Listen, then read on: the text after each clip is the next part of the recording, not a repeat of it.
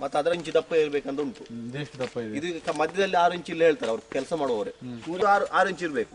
ಈಗ ಮಧ್ಯದಲ್ಲಿ ಅದು 6 ಇಂಚ್ ಇರ್ಲಿಲ್ಲ, ಅದು 2 ಇಂಚ್ ಕೆಲವು ಕಡೆಯಲ್ಲಿ ಉಂಟು. ಕೆಲಸವರು ಹೇಳ್ತಿದ್ರು ಮೆಜರ್ಮೆಂಟ್ ಇದು ತೆಗಿತಾರೆ ಸೈಡ್ ಇದು ಮಾಡಿ, ಮಧ್ಯದಲ್ಲಿ ಇಲ್ಲ ಅದು. ಅದರಲ್ಲಿ ವಿಶೇಷ ಅಂದ್ರೆ ಈ ಇಂಜಿನಿಯರ್ ಕೇಳಿದಾಗ ಈ ಪತ್ರಿಕೆಯಲ್ಲಿ ಕೂಡ ಬಂದಿದ್ದಾರೆ, ಪತ್ರಿಕೆಯಲ್ಲಿ. ಅದೇ ಬೇಸರ ಅಂದ್ರೆ ಎಲ್ಲಿ ಕೂಡ ಕಾಡು ಪ್ರಾಣಿ ಸಿಮೆಂಟ್ ಆಗದದ್ದು ನಮ್ಗೆ ಗೊತ್ತಿದ್ದ ಬಗ್ಗೆ ಯಾರು ಯಾವ ಕಾಡು ಪ್ರಾಣಿ ಅಂತ ಇಂಜಿನಿಯರ್ ಒಂದು ಸ್ಪಷ್ಟಪಡಿಸಿದ್ರೆ ನಾವು ಸುರಿಗೆ ಕಾಡು ಪ್ರಾಣಿಗಳನ್ನೇ ನಾಶ ಮಾಡಿ ನಂತರ ಡಿಸಿಯ ಒಂದು ಉನ್ನತ ಮಟ್ಟದ ತನಿಖೆ ಮಾಡಿ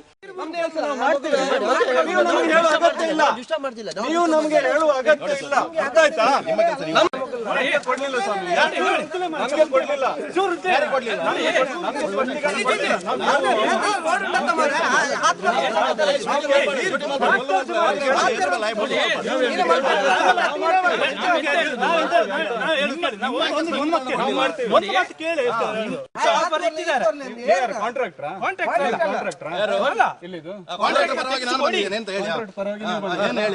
ನೀವು ಕೆಲಸ ಏನು ಅಷ್ಟು ನಾವು ಅದೇ ಹೇಳಿದ್ವಿ, ನಿಮ್ಮ ಕೆಲಸ ಏನು ನೋಡಿ ಎಲ್ಲ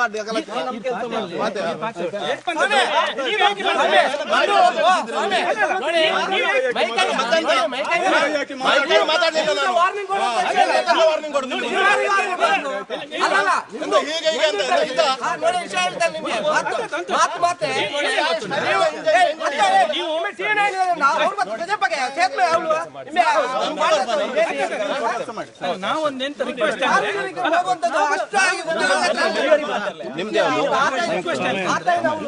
ಬೇರೆ ಕೂಡ ರೋಡ್ ಇದೆ ನಮಗೆ ನಾವು ತೋರಿಸ್ತೇವೆ.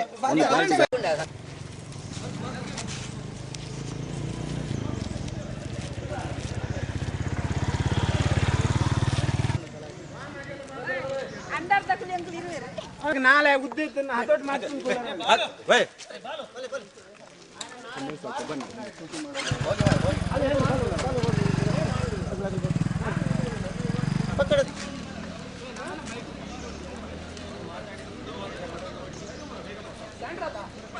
ನಾನು ವರಂಗ ಗ್ರಾಮ ಪಂಚಾಯತ್ನ ಮಾಜಿ ಅಧ್ಯಕ್ಷನಾಗಿದ್ದೇನೆ. ಆ ಸಂದರ್ಭದಲ್ಲಿ ನಮಗೆ ಈ ಒಂದು ಅಂಡಾರಿನಿಂದ ನಮ್ಮ ಇಲ್ಲಿಗೆ ಕಾಡುವಳ್ಳಿ ರಸ್ತೆಗೆ ಸಂಪರ್ಕ ರಸ್ತೆ ಆಗಬೇಕಂತ ಬಹಳ ಬೇಡಿಕೆ ಇತ್ತು ಜನರದ್ದು. ಇದು ಒಂದು ನಕ್ಸಲ್ ಪ್ರದೇಶ, ಹೆಚ್ಚಿನ ನಕ್ಸಲರ ತೊಂದರೆಯಿಂದ ಇಲ್ಲಿ ಎಲ್ಲ ಜನಸಂಖ್ಯೆ ಬಹಳಿತ್ತು. ಅದಕ್ಕಾಗಿ ನಕ್ಸಲ್ ಫಂಡು ಕೂಡ ನಮಗೆ ಈ ಒಂದು ಗ್ರಾಮ ಪಂಚಾಯತಿಗೆ ಸುಮಾರು ನಮಗೆ 5 ಕೋಟಿವರೆಗೆ ಬಂದರಲ್ಲಿ 80 ಲಕ್ಷ ನಮ್ಮ ಈ ಒಂದು ಅಂಡಾರು ಮತ್ತು ಮುಟ್ಲು ಬಾಡಿಗೆ ಕೊಟ್ಟಿದ್ದರು. ಅದರಲ್ಲಿ ಕೂಡ ಈ ಒಂದು ಡಾಮರೀಕರಣ ಕೂಡ ಕಾಂಕ್ರೀಟೀಕರಣಕ್ಕೆ ಒಂದು ಹಣ ಕೂಡ ಬಿಡುಗಡೆಯಾಗಿತ್ತು. ಅದನ್ನು ಕಾಮಗಾರಿ ಮಾಡುವಾಗ ನಮಗೆ ಬಹಳ ಖುಷಿಯಾಗಿತ್ತು ಊರಿನವರಿಗೆ. ಯಾಕೆಂದರೆ ಇದು ಬಹಳಷ್ಟು ನಮ್ಮ ಬೇಡಿಕೆ ಇದ್ದಂಥ ಪ್ರದೇಶ, ಇಲ್ಲಿ ತಿರುಗಾಡಲಿಕ್ಕೆ ಆಗಲಿಲ್ಲ.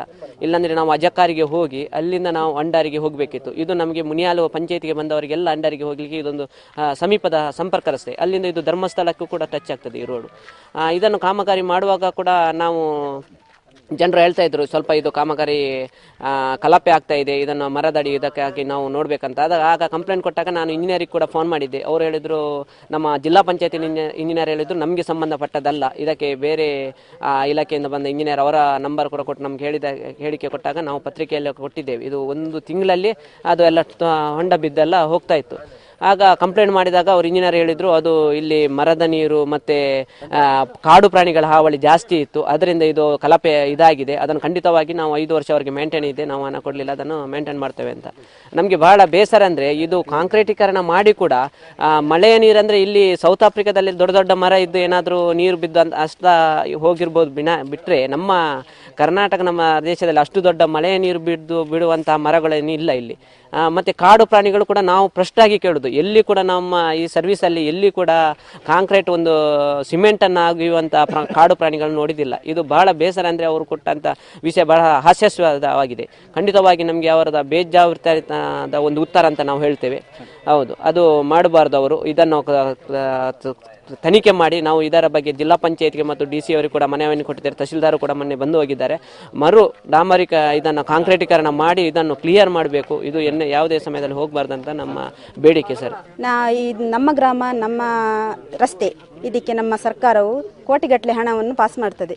ಇದು ಪಾಸ್ ಮಾಡಿದ ಹಣದಿಂದ ನಮ್ಮ ಗುತ್ತಿಗೆದಾರರು ಕಳಪೆ ರೀತಿಯ ರಸ್ತೆಯನ್ನು ನಿರ್ಮಾಣ ಮಾಡಿ ಒಂದು ತಿಂಗಳಿಗೆ ಹಾಳಾಗುವಂಥ ರಸ್ತೆ ನಿರ್ಮಾಣ ಮಾಡಿ ಜನಗಳಿಗೆ ಹೋಗದ ಹಾಗೆ ಮಾಡ್ತಾರೆ. ಅದಕ್ಕಾಗಿ ಈ ರಸ್ತೆಯನ್ನು ಪರಿಶೀಲಿಸಿ ಒಳ್ಳೆಯ ಉತ್ತಮವಾದ ರಸ್ತೆಯನ್ನು ಮಾಡಿಸುವಂತೆ ಅವರ ಮೇಲೆ ಕ್ರಮ ಕೈಗೊಳ್ಳಬೇಕಂತ ಮೇಲಧಿಕಾರಿಗಳಿಗೆ ತಿಳಿಸುವಂತೆ ನಿಮ್ಮ ಹತ್ರ ವಿನಂತಿಸಿಕೊಳ್ತಾ ಇದ್ದೀನಿ. ರಸ್ತೆ 1 ತಿಂಗಳಲ್ಲಿ ಹಾಳಾಗಿ ಹೋಗಿದೆ. ಇದಕ್ಕೆ ಗುತ್ತಿಗೆದಾರರು ಅಥವಾ ಕಾಂಟ್ರಾಕ್ಟ್ದಾರರು ಹೇಳೋದಂದರೆ ಇಂಜಿನಿಯರ್ಸ್ ಎಲ್ಲ ಹೇಳೋದು ಕಾಡು ಪ್ರಾಣಿಗಳು ಬಂದು ಹಾವಳಿಯಿಂದ ರಸ್ತೆ ಹೋಗಿದೆ, ಮಳೆಯ ನೀರು ಬಿದ್ದು ರಸ್ತೆ ಹೋಗಿದೆ ಅಂತ ಹೇಳ್ತಾ ಇದ್ದಾರೆ. ಇದು ಅವರು ಹೇಳುವಂಥ ಮಾತು ಹಾಸ್ಯಾಸ್ಪದವಾಗಿದೆ. ಅದಕ್ಕಾಗಿ ಅವರು ಇದರಿಂದ ತಪ್ಪಿಸಿಕೊಳ್ಳಲಿಕ್ಕೆ ಅಂಥ ಮಾತನ್ನು ಹೇಳ್ಕೊಳ್ತಾ ಇದ್ದಾರೆ.